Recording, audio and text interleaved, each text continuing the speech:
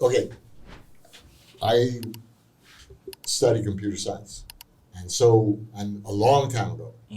And so I remember trying to communicate on ARPANET, which was ARPANET, the precursor of the internet. Okay. Right?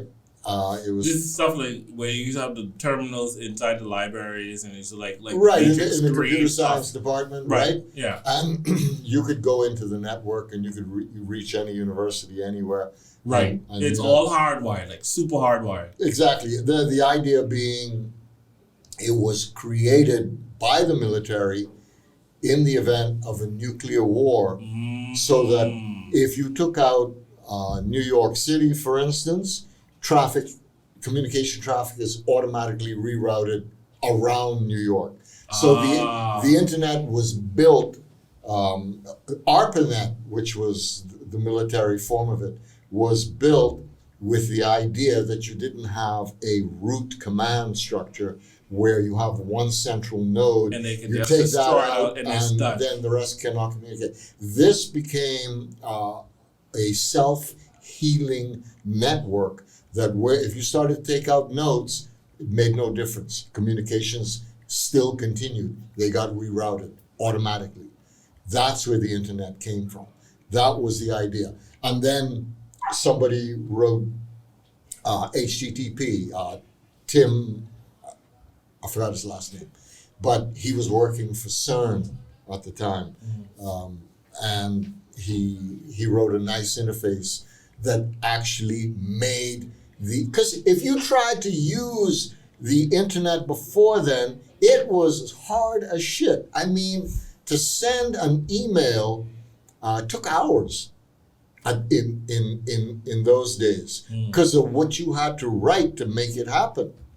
And then along came user interfaces, as they always do, and then the World Wide Web was created, and the entire user interface was created. It's the same thing what Steve Jobs did when he went to the Palo Alto Research Project, PARC, as it was called, because they were making Apple IIs at the time, the text-based old Apple computers, right? And that's all they made. And then one weekend, Steve Jobs took somebody's invitation to go see what Xerox was doing. Xerox had this project where they threw a pile of money with scientists and they told them, look, try to build a paperless office of the future.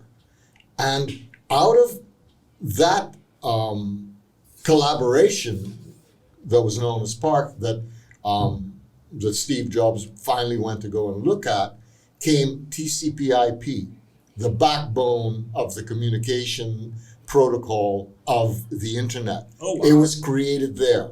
The mouse was created there.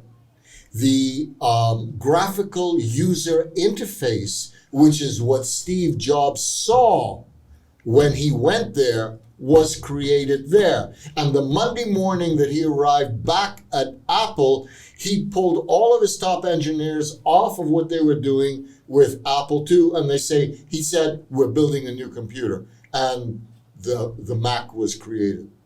That's where Mac came from. He stole the idea of a graphical user interface instead of typing in text all the time. User interfaces are coming. Crypto will become easier to use. Crypto will become easy to use as the internet is now, even though the internet is still hard to use by, grandma's standards, right?